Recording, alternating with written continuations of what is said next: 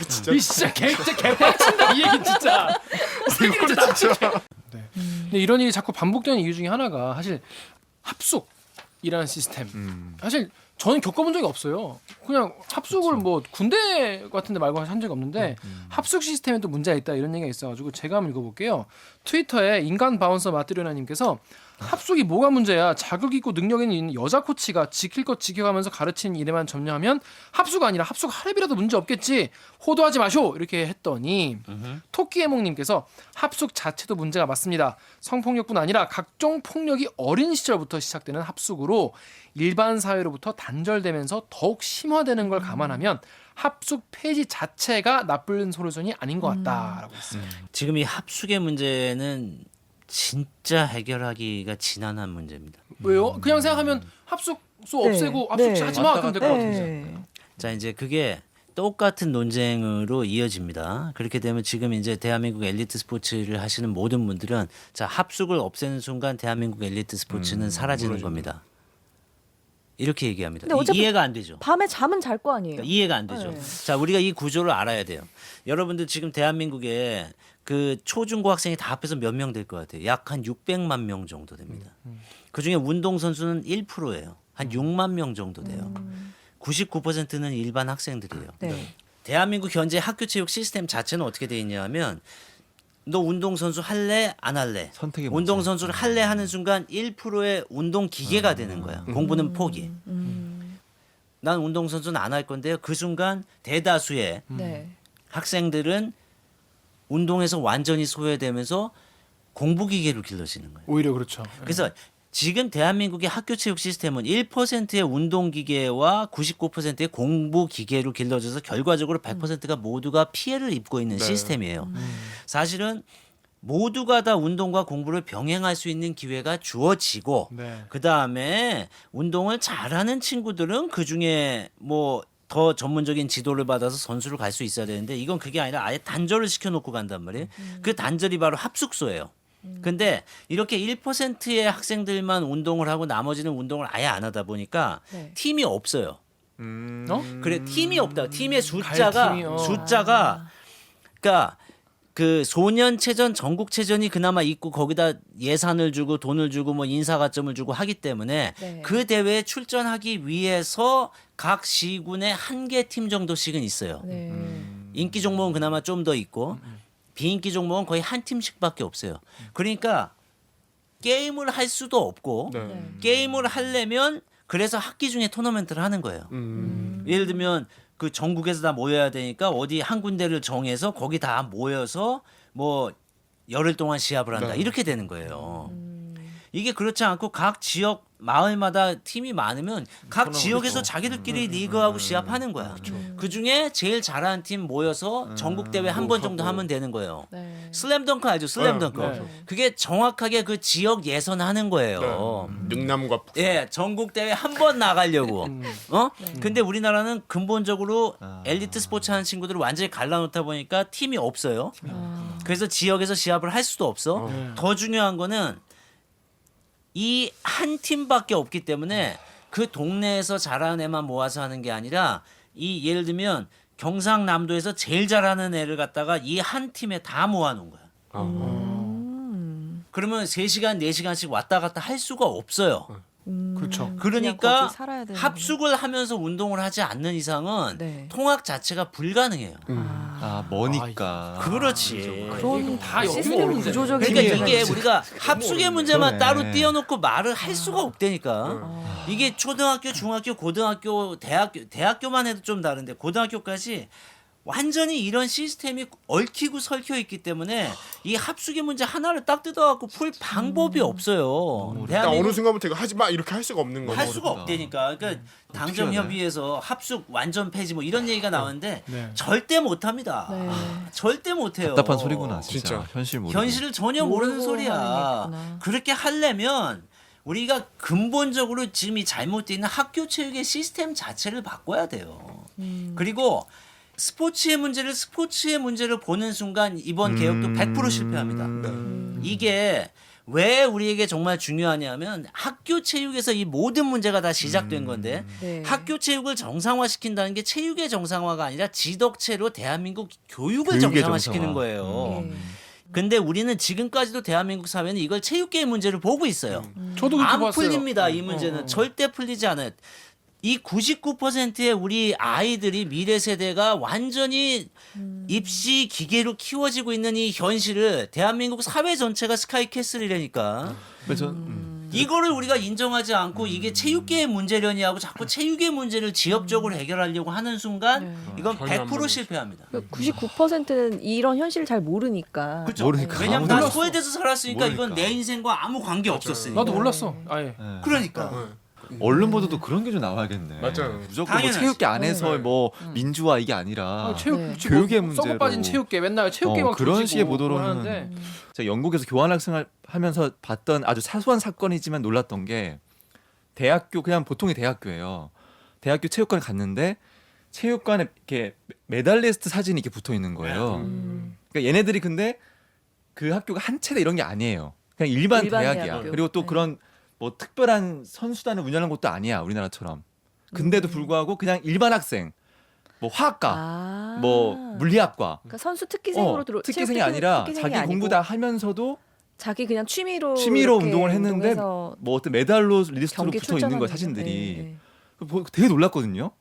얘네들은 공부도 하면서 학생으로 정상적으로 생활도 하면서 메달을 따는구나. 네. 그러면 이 등식이 꼭 무조건적으로 절대적으로 옳은 건 아니잖아요. 우리나라 이 엘리트 체육 그러니까 전업으로 합숙을 운동을 해야지만 하지 않아도 운동 메달 딸 수 이게 있어. 내가 이게 나 처음에 10분 하는 줄 알고 하다가 1시간 반이라고 이제 속아서 하고 있는데 진짜 다 얘기하려면 내일 아침까지 얘기해도 모질란데 너무 금방. 내가 정확하게 얘기하자면 지금 1%의 운동기계와 99%의 이 공부기계 요 시스템을 깨는 방식은 아주 쉽게 나와 있어요. 미국과 일본이 굉장히 좋은 모델이 되는데 미국은 NFHS라고 해서 고등학교 체육을 총괄하는 그 교육기구가 있습니다. 스포츠 기구가 아니라 교육의 기구예요. 그다음에 대학의 NCAA라고 있어요. 그래서 그 두 건물이 인디애나에 붙어 있습니다. 건물 두 개가 붙어서 무지개 다리로 이렇게 연결돼 있어요. 공부를 못하면 성적 4.0 GPA 만점에 2.0을 받지 못하면 뭐 메시, 호날두, 뭐 마이클 조단, 르브론 제임스라도 게임 못 뜁니다. 못 해요. 자, 간단하네. 근데 지금 대한민국과 결정적인 차이죠. 대한민국은 빵점 받아도 대학 갑니다. 운동만 잘하면. 네. 미국은 공부 안 하면 공부와 운동을 병행하지 않으면 운동을 할 수가 없습니다. 이게 결정적인 차이예요. 자, 근데 내가 뭐 합숙 얘기한 것처럼 이 모든 문제를 한 번에 풀 방법이 없잖아요. 네. 지금 대한민국에서 그 대학 스포츠 협의회라는 조직이 만들어졌고요. 네. 그 다음에 학교체육진흥회라고 만들어졌습니다. 그래서 초, 중, 고, 대학까지 이게 연결될 수 있는 시스템이 이건 완전 교육적 기구입니다. 대한체육회에서는 절대로 할 수 없기 때문에 이건 KBS하고 그 문체부, 교육부가 계속해서 이건 사실 KBS 처음에 주장한 거죠. 둘 다 이 시스템을 우리가 도입하자고 한 것도 네. 이게 드디어 2008년 이후에 저희가 10년 동안 주장해서 이게 한 달인가 2달 전에 만들어졌어요. 학교체육진흥회가. 그간의 과정이 네. 얼마나 한심했는지는 뭐 얘기하다 보면 진짜 교육부와 문체부는 정말 없어져야 돼요. 네, 제가 정말 여기는 분노. 내가 저는 말 못하겠는데 자우전 이 시스템이 만들어졌고요. 2011년도 말에 그러니까 2012년도에 정식으로 학교체육진흥법이 제정돼서 시행이 됐습니다. 거기에 최저학력 제도라는 이름이 들어가 있어요. 아직 미국처럼 이렇게 단호하게 하지는 못합니다. 그러나 법적 기반이 이미 만들어졌고 조직도 만들어졌어요. 그러니까 이 조직을 갖고 우리가 지금부터 본격적으로 하면 됩니다. 그리고 이미 학교 스포츠 클럽은 일반 학생들이 이제 스포츠 클럽을 뛰는 거예요. 네. 야구부, 뭐 농구부 이런 친구들이 수업하고 자기들끼리 모여서 하면서 이제 그 교육청, 지역 교육청에서 하는 리그에 참가하고 전국 대회에 또 참가하는 네. 슬램덩크 방식으로 하는 시스템을 우리가 도입을 했어요. 네. 한번 맞춰볼래요? 600만 명 정도 된다고 그랬죠? 초중고 학생이 다 네. 합해서. 지난해 여기에 등록하고 선수로서 한 게임이라도 참가한 학생이 몇 명쯤 될 것 같아요? 대대적으로 했으니까 그래도 1%보다 맞춰봐요. 훨씬 몇 많겠죠. 명? 그래도 3만 명? 한 3만, 10만 명 10만 명? 10만. 10만 명? 저도 한 10만? 10만. 이미 지난해 기준으로 50만 명 넘었어요. 어이구. 효과가 어마어마한 디맨드가 있었던 거예요. 네. 아무도 안 해준 거야. 하면 되는 걸 아무도 안 해준 거예요. 지금까지. 너무 훌륭하다. 네. 이런 정도의 디맨드가 있는데 우리 지금 어른들은 이 상황을 전혀 모르고 지금 우리의 경험대로 생각해갖고 학교에서 어떤 일이 벌어지는지를 아무것도 모르고 있는 거예요. 네. 그러니까 지금 대한민국 정부는 만약 이 방송을 듣는다면 다른 수많은 대책이고 뭐고 다 필요 없이 네. 학교체육진흥법에 근거해서 초중고 학교체육진흥회와 대학 스포츠 협의회를 통해서 공부와 운동을 병행하면서 운동선수 생활도 할 수 있도록 하고 일반 학생도 누구나 참여할 수 있도록 만드는 이 시스템만 그냥 지속적으로 지원하고 활용하면 한 10년만 있으면 대한민국 스포츠계의 문제는 근원적으로 해결이 될 겁니다. 그런데 지금도 앉아갖고 뭐 엉뚱한 소리만 하고 있어요. 무슨 뭐 인권윤리센터를 만든다. 지금 뭐 전수조사를 한다. 그 어? 무슨 무슨 센터 센터요? 계속 만들어주면 뭔가 일이 안 안 풀린다는 소리. 된다니까. 지금 국가인권위원회에서 이번에 20몇 억을 들여갖고 이걸 전수조사를 하겠대. 성폭력 실태를. 전수조사해서 때려 죽여도 안 나옵니다. 찾아가서 10번을 찾아가도 그 가족과 부모들과 그 사람이 어느 누가 제가 사실은 성폭력 당했거든요. 이렇게 누가 말을 한다고 이거를 가서 전수조사를 왜 그 돈을 들여서 하냐고. 근데 지금 이번 이제 조재범 사건 같은 경우에 봐도 코치들의 어떤 인성, 코치들이 선수를 대하는 방식, 마음가짐 이런 것들이 사실 문제가 있는 건데 홍성희 기자가 여기 조재범 관련한 요 트위터 좌회전님이 조재범의 쌍따옴표 따고 잘못된 지도 방식으로 선수들에게 상처를 준 점 반성한다. 성폭행 혐의는 부인. 얘 콩밥 좀 오래 먹여야겠다. 이렇게. 근데 이런 해주셨고요. 성폭력 혐의 같은 경우에 사실 뭐 증거도 없고 CCTV가 있는 것도 아니고 물증 있는 것도 아닌데 그냥 부인해버리고 그냥 코치들은 이렇게 하는 거예요 이렇게? 나 오늘 진짜 하다 보니까 진짜 자꾸 열받는데. 나 이건 대한민국의 그 법조계에 계신 분들에 대해서 나 정말 세게 얘기하고 싶어요. 이게 자 미국에는 그 미성년 여학생을 가르치는 코치가 둘이서 밀폐된 방에서 문 닫고 얘기하는 순간 징계입니다. 차도 같이 안 탄다고. 아니 참 뭐 얘기할 것도 없고 차를 같이 안 타요? 저 같이 못 합니다. 둘이 따로 못 합니다. 진짜? 밖에서 따로 만나도 안 됩니다. 그래요? 왜냐하면 차도 밀폐되는 그리고 거죠. 그런 상황에서 그 여학생이 설사 이 사람을 유혹했다라고 하더라도 그 여학생이 나는 두려워서 한 행동이다라고 얘기하면 법조계는 그 여학생의 말을 믿습니다. 왜? 압도적인 권력의 불평등이 존재하는 상황에서 그런 오해를 살 수 있는 그런 위험성이 생길 수 있는 상황을 충분히 방지할 수 있는 권력이 있음에도 불구하고 그 상황을 만들었기 때문에 그건 코치의 책임입니다. 그래서 코치가 여학생과 단둘이 얘기를 할 때는 운동장에서 얘기를 하든지 무조건 방문이라도 열어놓고 얘기를 해야 됩니다. 오픈된 공간에서. 그런데 지금 우리는 조재범 코치가 그 선수를 뭐 라카룸에서 문제가 있었다 이런데 뭐 라카룸에서 그게 가능하냐 마냐 이런 얘기하고 있잖아요. 거기를 지금 불러다 놓고 얘기한 것도 아니고 일방적이고 가혹한 폭행을 했다는 걸 인정했고 도저히 항거할 수 없는 상황이라는 게 만천하에 드러났는데도 이게 지금 뭐 진실이네 아니네 뭐 그런 상황에서 이게 가능하네 마네 이런 지금 택도 없는 소리를 하고 있잖아요 지금 대한민국이. 미국 같은 경우는 규율에서 아예 그러니까 그런 불미스러운 일이 일어날 거를 방지하기 위한 규율들이 촘촘하게 있는데 우리나라는 그게 시스템인 그게, 거죠. 예. 그게 시스템인 거죠. 시스템이 그렇게 있더라도 완벽하게 걸릴 수는 없습니다. 그렇죠. 다만 그 시스템이 있음으로 해서 이런 위험성을 사전에 걸릴 수 있는 건 최대한 걸러내는 거지. 그런데 대한민국은 이 시스템 자체가 그런 위험이 아주 극단적으로 높은 시스템으로 아이들을 몰아넣고 나오지도 못하게 우리가 지금 밖에서 그렇죠. 문을 걷어닫고 있는 형국이에요. 네. 그런데 이게 법정으로 용기를 내서 가져가도 거기서 이 절대 강자의 말을 더 믿어주고 약자의 말을 신뢰하지 않는다? 약자에게 강자와 똑같이 법적으로 증거를 대고 이거를 나를 납득시켜라. 법조계가 이런 식으로 바라보기 시작하면 이거 성폭력의 문제 해결 안 됩니다. 네. 이거를 바라보는 시각 자체를 우리가 근본적으로 바꿔야 돼요. 예. 아까 미국 말씀하셨는데 뭐 징계를 받는다고 하지만 징계가 뭐 되게 솜방망이 징계일 수도 있잖아요. 미국 같은 경우에. 미국은 솜? 어떤 식의 솜? 솜 아니야? 솜? 아, 네. 불에 적신 나- 솜. 불에 적신 솜. 아 진짜 후배만 아니야. 이번에 미국 체조 협회에서 그 의사가 그 선수들에게 지속적으로 네, 성폭력을 기사 봤어요. 했죠. 네.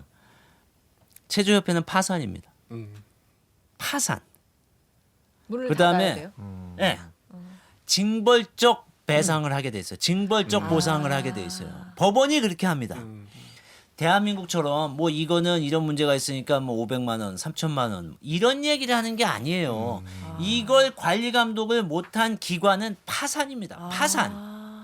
그 미국은, 예천군 예. 의회 건 파산. 것처럼. 예, 그 이번에도 그 네. 액수가 지금 56억 우리가 이죠. 생각할 수 네. 없는 액수가 나왔죠. 네. 미국에서는 그게 상식입니다. 징벌적 배상. 56억? 네. 예. 예천군 의회에다가 아예 걸었어요. 미국에서 지금 변호사가 그렇게 걸었죠. 아, 그거. 걸었어요. 그렇기 때문에 지금 우리나라처럼 뭐 교장 선생님이 이 문제가 왔는데 학부모가 좀 이게 하지 말자. 이러니까 네. 아유 그럼 덮읍시다. 네. 교육청에도 아이고 이게 학부모끼리 우리 덮기로 했으니까 이런 뭐 성폭력 이런 거는 그냥 없애고 일신상의 사유로 그만둡니다. 이렇게 합시다. 그래서 그 사람이 다음에 또 딴 데 가서 또 이번에 그 한수원에서도 여자 축구에서 똑같은 일이 있었죠. 네, 네. 그럼 이제 징벌적 보상이 2배로 가는 거죠. 또 피해자를 만들었잖아. 그러니까 있을 수 없는 일이에요. 자주간 공적으로 문제가 제기되는 순간 공적으로 모든 기록을 남겨야 돼요. 어떻게 처리가 돼? 그걸 남기지 않으면 그 조직은 걸렸다 하면 파산이에요. 그러니까 이 문제를 어떻게 얼마나 중하게 바라보느냐가 사실 재발과 재범을 막는 건데. 근데 지금 안 그래도 그동안이- 지금 네. 지금 들으면서 계속 저도 더 빡치는데 강 기자가 지금 말한 김에 저희 아니야 3번에 좀 빡이 보면은 부족해. 빡이 부족해. 더 빡쳐요. 알겠습니다. 철퇴라는 용어 써주세요. 솜? 선배. 그러면 어떡하냐는 얘기죠. 강명 기자 여기 3번 트위터랑 인스티 댓글 좀 읽어주세요. 네, 트위터에 간양님께서 남겨주신 댓글입니다. 미국 스포츠계 성폭행범 레리 나사르 징역 360년. 조재범 사건은 얼마나 판결이 나오는지 보자. 이러니 개한민국이라는 소리가 나오지. 미국 같은 경우 이렇게 와. 징역을 세게 때리나요? 레리 나사르. 이게 나사르가 아마 최종적으로도 100몇십 년이 아마 나왔을 겁니다. 그러면서 누구예요 이 이거 사람? 몰라요, 레이나사를 저는. 알고. 이 사람이 그 아. 체조협회의 의사입니다.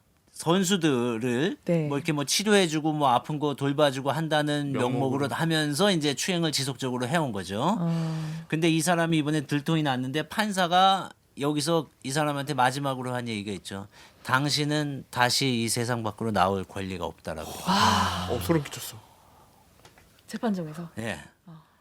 자, 우리 봅시다. 나는 대한민국 법조계가 진짜 아니 법이 약한 게 아니라 우리가 이 사안을 바라보는 시각이 너무 다르죠. 다른 거예요. 너무 가볍게 바라보. 근본적으로 시각이 다른 거죠. 얼마나 가벼운지 다음 인스티 댓글 읽어주세요. 인스티디에 이제 익명으로 남겨주신 댓글인데 초범? 근데 몇 년 동안 상습적으로 권력 이용해서 선수들 폭행하다가 이번에 고소당한 건데 초범인 게 선고에 영향을 미친다면 진짜 충격이다. 어떤 법률 관계자가 조재범이 초범인 점이 감안될 수 있다. 뭐 이런 인터뷰 했나 봐요. 나 충분히 그럴 수 있는 상황이. 아 맞아. 우리는 그런 수 있을 것 같아요. 지금. 법조 기자로서 어떻게 봐요? 뭐 이런 케이스 뭐 많이 보지 않았겠지만 제가 그 최근에 봤다는 그 판결문 좀 봐볼게요. 그 그래. 몇 년형이 나왔는지. 아니 조금 더 빡친 상태에서 봐야지. 지금 빡이 근데 없네. 보통 왜 그 저희 양형 이유 같은 거 쓸 때 판결문 보면 감형 사유로 초범인 점을 맞아요. 들잖아요. 무조건 들죠. 그러니까 이런 거가 그 초범인 점이 되게 유리한 사유로 들어가게 돼버리면 그렇죠. 유리한 사유지. 그게 그러니까 우리나라는 근절될 수 이렇게 있을까? 이렇게 우리나라 이게 초범이니까 되게 얼마 안 받을 거다 이런 식으로 지금 예상을 하고 있는 거고 실제로 그런 경우가 많이 있었고. 판결문을 봤는데 아까 그 16에서 17세 사이에 미성년 여자 선수를 성추행한 몇 배구 명이나? 감독이신데 몇 명이나 서너 명 정도를 서너 명 성추행한 상습 성추행하신 강제 추행하신 분인데 하신 분이라고 1심에서는 하지 징역 2년의 실형이 나왔어요. 일단 네. 그래도 징역 2년의 실형. 네. 근데 항소심에서 이분이 형이 너무 무겁다고 항소를 했는데 네. 징역 3년을 나오긴 나왔는데 집행유예 4년이 나온 거야. 아, 그러니까 한마디로 풀려난 집행유예 거지. 거네. 근데 참작 사유가 뭐냐면은 범행 이전까지 아무런 전과가 없다. 초범. 초범이다. 그렇지. 그리고 투행 정도가 중하지 않다. 그리고 일부 피해자로부터 용서를 받거나 또 선처를 그 피해자들이 하고 있다. 그게 바로 전형적인 패턴이에요. 네, 이게 조금 놀랍네. 항상 피해자들이 선처를 탈원하고 있다. 그리고 성실하게 가정생활과 생활을 유지해왔던 점이 긍정적인 요인이다. 이렇게 해서 뭔 이 소리야? 생업은 유지해왔겠지. 내가 별 문제의식이 없었는데 이제 말씀을 듣고 보니까 진짜. 물론 우리가 법적인 거는 우리가 뭐 예단할 수 없는 거는 맞습니다. 근데 대한민국에서는 이게 그동안 미투가 제대로 사회 세상 밖으로 나오기 힘들었던 게 극소수의 용기를 낸 몇몇 이제 피해자들이 네. 이 문제를 법정으로 끌고 갔을 때 이 증거가 없다는 이유로 무혐의가 나오고 그러므로 해서 다시 역고소가 들어와서 오히려 피해자가 모욕죄로. 무고죄로 아, 다시 또 징벌을 오히려 받아야 되는 네. 이런 말도 안 되는 상황들이 계속해서 벌어져 왔기 때문에 이런 건데 나는 정말 여기서 만약에 또 판사가 안 그러시겠지만 그동안 대한민국 스포츠에 금메달을 많이 따도록 기여한 점. 기여하신 네. 점을 참작해서 우리가 뭐 양형을 정합니다. 이런 얘기하면 정말 진짜 또 한 번 절망할 것 같아요. 근데 조재원 같은 코치만 문제냐? 오구정 기자 저기 2-2에 트위터에 이거 좀 읽어주세요. 트위터에서 킴님이 조재범만 꼬리 잘라내지 않게 계속 지켜봐야 함. 수많은 성범죄를 은폐, 축소, 가해자들 복원해온 이기흥, 전명규가 감옥에 들어가지 않으면 이런 일은 계속 일어날 것이다. 그럼 이거 어떻게 생각하세요? 이기흥, 전명규가 지금 빡이 여기까지. 내가 원래 이렇게 관내는 사람 아닌데 체육회 네. 대한체육회장이죠. 네. 지금 대한민국 사회에서요. 우리가 지금 이 문제가 발생했을 때 자 가해자인 조재범 코치는 더 얘기할 게 없는 거고요.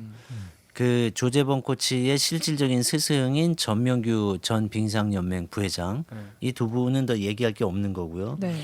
전명규 전 부회장이 교수로 있는 지금도 교수로 있습니다. 한국체육대학교 한체대. 그 다음에 대한체육회, 문화체육관광부, 나라 예산을 연간 최하 3천 몇백억에서 4천억 정도를 대한체육회에 그냥 주면서도 이 모든 사태를 지난 10년 동안 아무 일도 하지 못하고 그대로 방관해온 문화체육관광부. 책임져야 할 사람들은 저는 반드시 책임져야 된다고 생각합니다. 저는 사실 이번 사건 터지고 뭐 그 위에 있는 이런 분들이 막 서로 또 다시 네가 잘했네 내가 잘했네 막 너 잘못했네 막 계속 싸우잖아요. 이걸 보면서 저분들은 진짜 아예 그냥 다른 세상 속에 살고 있구나, 머릿속에 아예 다른 생각을 하고 있구나, 이게 너무 많이 느껴졌었거든요. 그러면 강병수의 다음에 비무덤 투님 거 읽어주세요. 빈무덤 투님께서 남겨주신 댓글입니다. 선수 성폭력 피해에 대한 대한체육회 대처가 황당하다. 심석희 성폭행 폭로날 체육회는 언론사에 줄어들고 있는 스포츠계 성폭력이라는 실태조사 자료를 배포했다. 보고서에는 성폭력이 2년 전보다 0.8% 줄었다고 자화자찬했다. 체육회가 화를 돋구고 있다. 저도 어이가 없네. 이거 보고 정말 어이가 없었는데.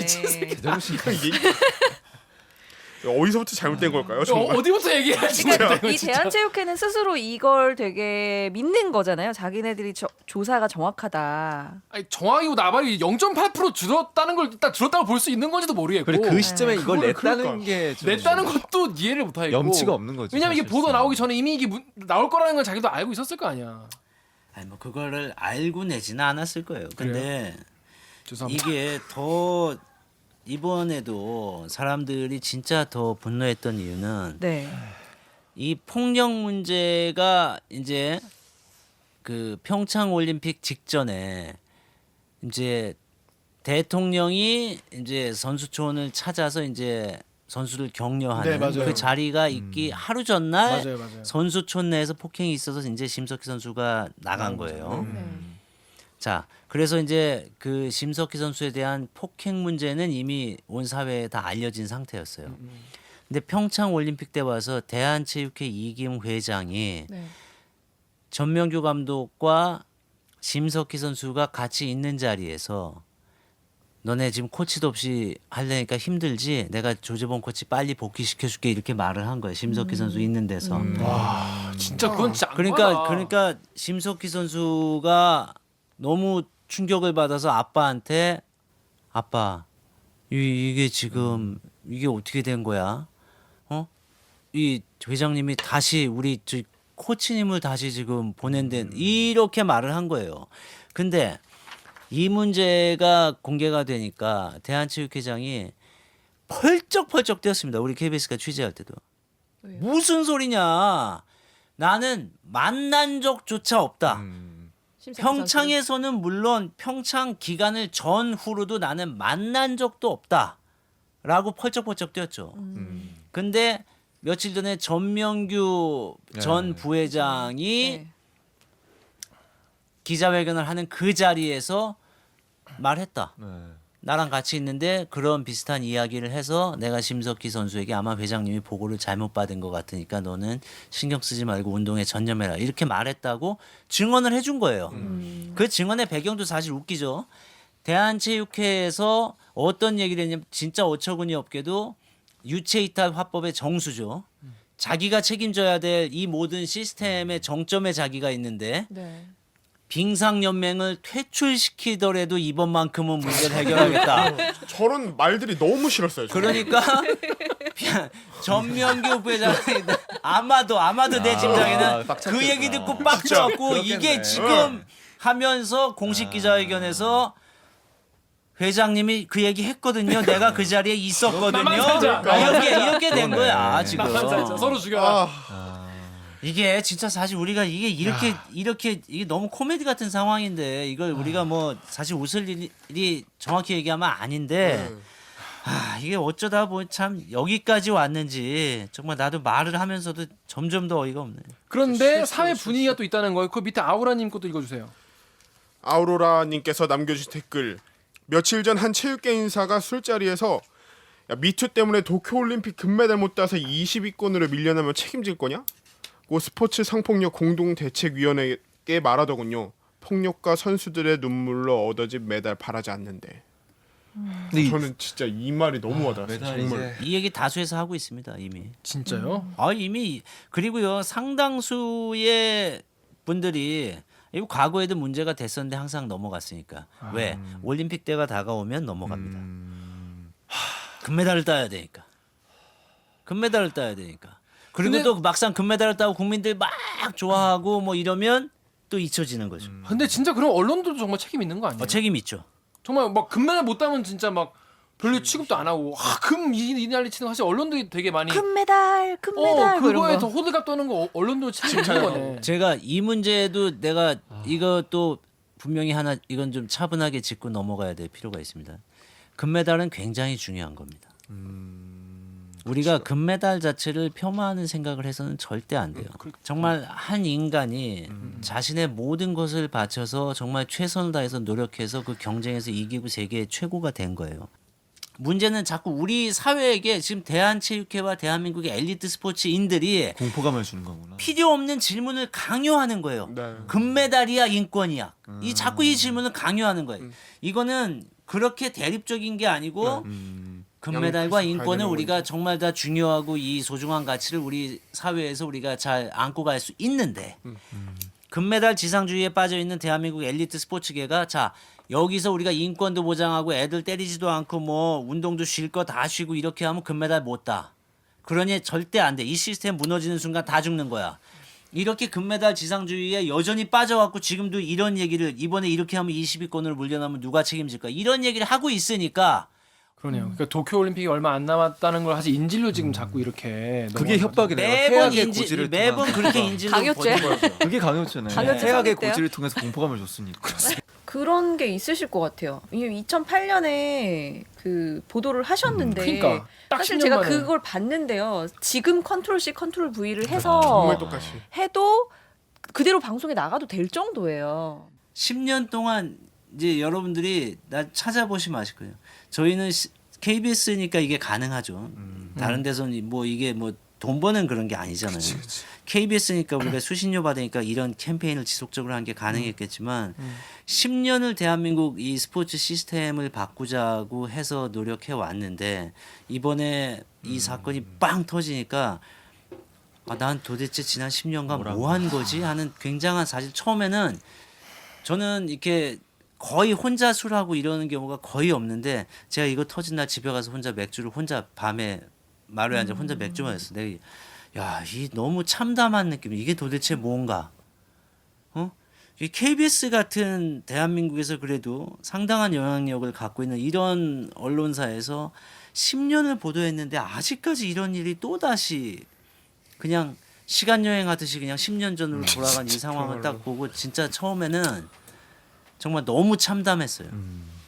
그리고 그 지난 2008년에 우리가 보도했던 내용 중에 한 아버님이 저한테 헤어지면서 하신 말씀이 있습니다. 내가 정 기자에게 이 얘기를 해서 이 내용이 그냥 세상에 까발려지기만 하고 아무것도 변하지 않을 것 같으면 내가 당신한테 얘기하지도 않았을 거예요. 반드시 끝까지 이 문제가 해결될 수 있도록 해주세요. 이렇게 저한테 말씀하시고 헤어졌는데 네, 제가 더 말하기가 힘드네요. 여기서는. 뭐 그렇다고 안 할 수는 없죠. 할 수 없죠. 계속 해야죠. 진짜. 이번에 또 실패할 수는 없잖아요. 10년 뒤에 이런 일을 또 겪을 수는 없죠. 그게 이제부터 네. 또 새로운 과제인 거니까. 그렇죠. 그렇습니다. 10년 동안 해봤는데 안 되고 또 10년 뭐 10년 전보다 조금 나아졌겠지. 0.8% 줄었대요. 야 이걸 진짜 이 진짜 개빡친다 이 얘기 진짜. 이걸 진짜 분노 유발 분노 지수 엄청 높아요. 0.8% 진짜. 야밤에 뭐 머리 아프네요. 그렇습니다. 저희가 오늘 하여튼 얘기해봤는데 홍성 기자 해보니까 어때요? 우리 스포츠 얘기 처음 들어봤는데 정말 제가 너무 무지했던 것 같아요. 진짜 너무 나 무지했고. 오늘 처음 듣는 얘기 너무 많았어. 저는 가장 와닿았던 거는 체육계 성폭력 문제는 절대 체육의 문제가 아니다. 네. 교육의 문제로 바라볼 때만 해결 가능하다.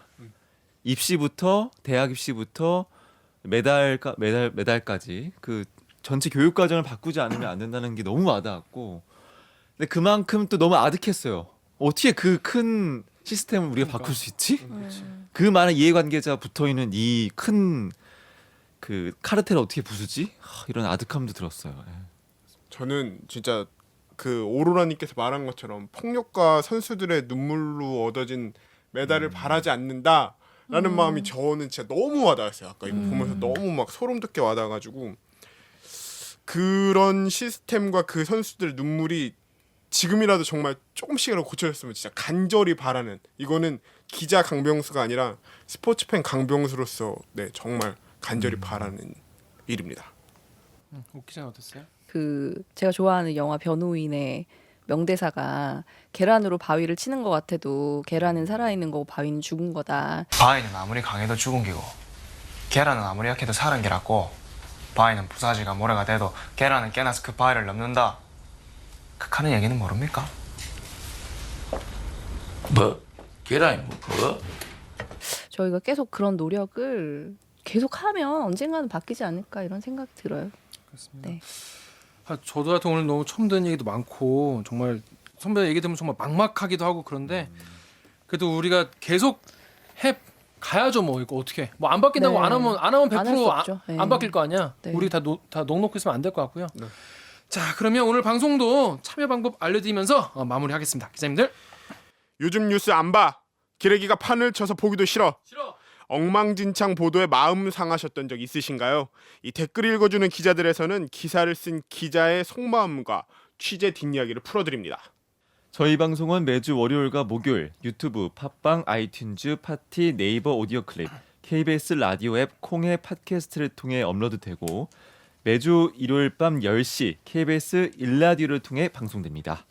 오늘 저처럼 스튜디오에 자리에 소환하고 싶은 기자 혹은 다뤄줬음 싶은 기사가 있으시다고요? 그러면 reply KBS